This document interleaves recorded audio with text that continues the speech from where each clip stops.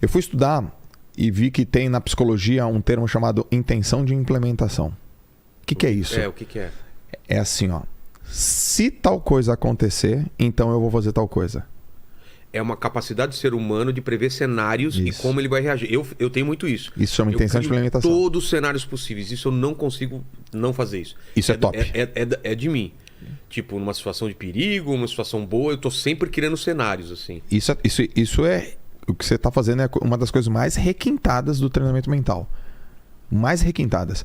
Mas às vezes, isso me incomoda porque eu não consigo nem dormir de tanto... cenário que você pinta. Né? Porque eu tenho uma coisa importante no outro dia, eu fico criando todos os cenários possíveis e analisando o que eu faria em cada um e eu falo, cara, eu só quero dormir, eu não quero ficar pensando nisso agora. Sim. E isso, às vezes, me atormenta.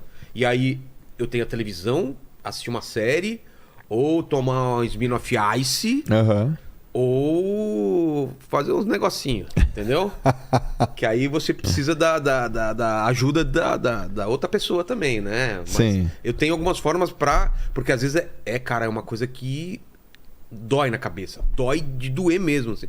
Fala, cara, eu não quero mais pensar nisso e você não consegue, cara. É que você coloca muitos também, né? Mas se você colocar no máximo 3... você começa a se perder. Não, você começa a se perder no meio dos cenários.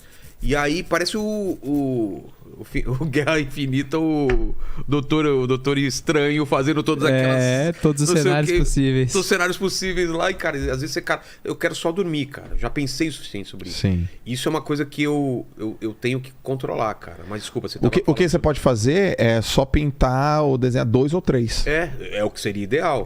Não as variações de cada uma delas, assim. Cara, talvez possa acontecer 2 ou 3 coisas. Por exemplo...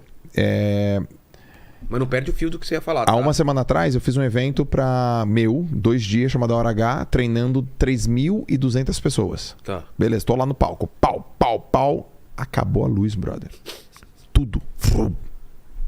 Falei, tá bom, volta. Nada. Acabou a luz, total. E eu no palco. E aí isso nunca tinha acontecido comigo. Mas eu já tinha setado na minha cabeça, se alguma vez isso acontecesse, eu ia continuar falando. Eu continuei falando. Eu fiquei 15 minutos falando. Galera, é o seguinte, estão me ouvindo aí? Então, todo mundo em silêncio, liguem as lanternas e presta atenção. E continuei falando. E falava.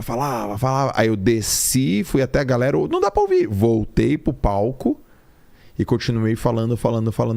Mas eu já tinha plantado na minha cabeça. Mas o que eu planto na minha cabeça não tinha sido se acabar a luz. Era assim, o que eu vou fazer se os meus slides não aparecerem? Eu nunca tinha desenhado. E aí eu sempre coloquei, eu não preciso de slide, eu sou o slide. Entendi. Então, eu faço uma coisa parecida aqui com o podcast. Você imagina que muita coisa pode dar errado, concorda? Sim. Convidado atrasar, acabar a luz, sim, internet cair e tal. O que eu faço? Os caras me conhecem, eu sou extremamente... Cara, qual é a chance? Eu chego para cada pessoa que é especialista. O que eu faço? Tem um gerador. Se eu tiver um gerador, eu resolvo a parte da eletricidade? Ok. E se o gerador tiver problema... Sabe? Eu fico criando cenários. Resolvi a parte da eletricidade. Colocar energia solar, ajuda... Fiz todo... Vamos para a internet. Cara, tem 3 internet. Tem internet dedicada e tem mais 2 aqui. Por quê? Porque eu tinha uma só, deu problema. Fala, putz, vou ter que ter 2. Mesmo com 2, deu problema. Sim. Aí peguei uma internet dedicada. Aí, putz, mesmo assim deu problema. Por que deu problema? Porque precisava de um equipamento. Então, assim, eu fico estudando tudo de uma maneira que, cara, é extasiante, cara. Mas te deixa confiante. Claro, que aí eu faço aqui tranquilo. Isso. Mas aí pinta o Paquito na jogada. Que dá aquela desestabilizada. Porque ele pode... E aí ferra. Aí ferra tudo, cara. Porra, tá errado isso aí. Eu gosto dessa emoção. Você curte? É adrenalina, igual aquele velho. filme. Qual Tem é emoçãozinha, né? Qual é aquele filme lá o cara que gosta da adrenalina? Que era do Keanu Reeves, lá das antigas, o Caçador de Emoção. Caçador de Emoção, exato. Tá tudo certinho. Contrato o Paquito. Pra quê? Pra ter emoção, cara. Pra ter emoção. A parte que eu não posso controlar. Caos. O caos, exatamente. O Lene, que não tá aqui hoje, O Lene é o anjinho. É o anjinho e ele é o demônio. É mesmo? Paquito tem essa função? Tem a função de que tudo pode acontecer, cara.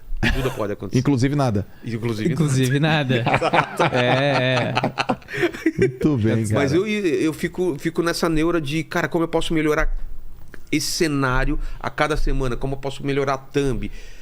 Eu acho isso legal, mas eu queria chegar a um ponto e parar, entendeu? Como eu tinha no desenho, porque eu sou do desenho.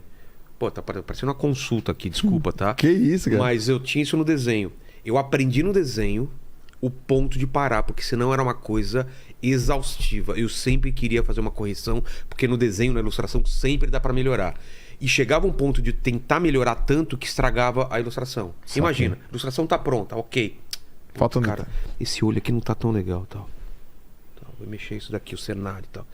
Putz, cara, estraguei esse olho, vou ter que fazer de novo e tal. E o prazo comendo. Virava a noite, quando entregava, ufa, entregou. Eu só parava com o prazo. O prazo me fazia desistir, porque senão eu sempre ia. Só que isso tá me fazendo tão mal na minha carreira, que chegou um ponto que eu falei, cara, o meu estilo é esse.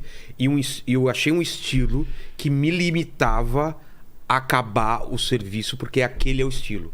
Porque senão eu sempre ia ter uma coisa mais realista, E aí eu achei um caminho de não me estressar mais, entendeu? Mas, ó, tem uma coisa muito positiva nisso, Vilela. Porque o que a gente escuta? A gente escuta umas frasezinhas que ferram a gente, do tipo assim, ó, melhor feito do que perfeito. Já viu isso? Sim. Cara, isso tá completamente errado. Também não concordo, cara. Como que alguma coisa pode ser melhor fazer uma coisa do que fazer uma coisa perfeita? Então, na semântica da palavra tá errado. Também acho. Qual que é a melhor palavra?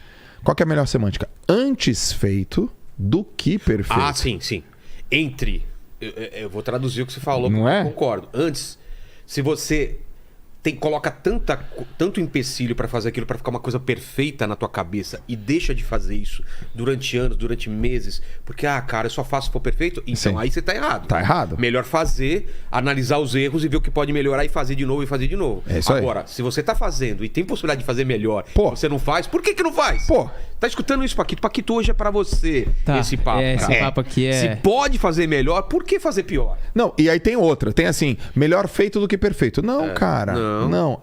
E eu tenho uma outra também. Sabe qual é o meu problema? Eu sou muito perfeccionista. Cara, não também.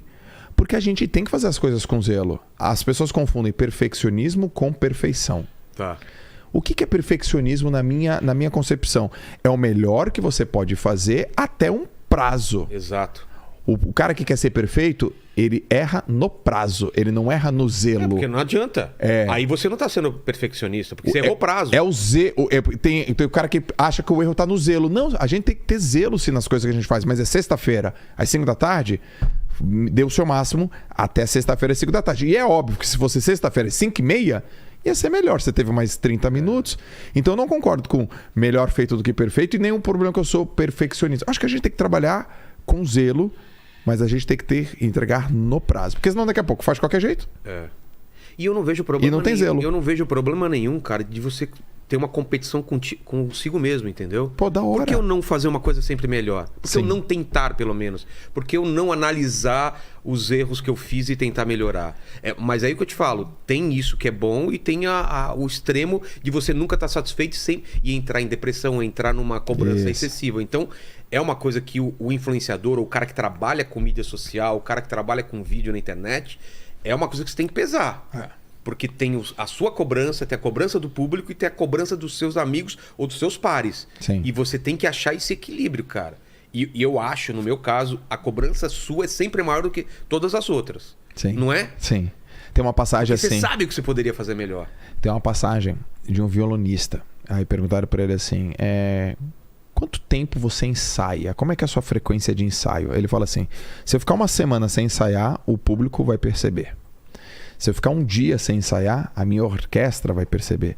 Agora, se eu ficar 1 minuto sem ensaiar, eu vou perceber. Exato. A gente sabe quando a gente realmente chegou na nossa auto-performance, quando a gente fez as coisas pra nós. E aí que tá. Eu acho que a gente tem que trabalhar com zelo, sabe, Vilela? Na nossa vida, querer sempre o melhor. Cuidado. Mas bota um prazo pras coisas. Porque Sim. esse negócio tá no prazo, Cara, não tá no zelo. Se eu não tiver prazo, eu não faço, cara. Quando eu Se lancei eu não me coloco prazo, eu não faço.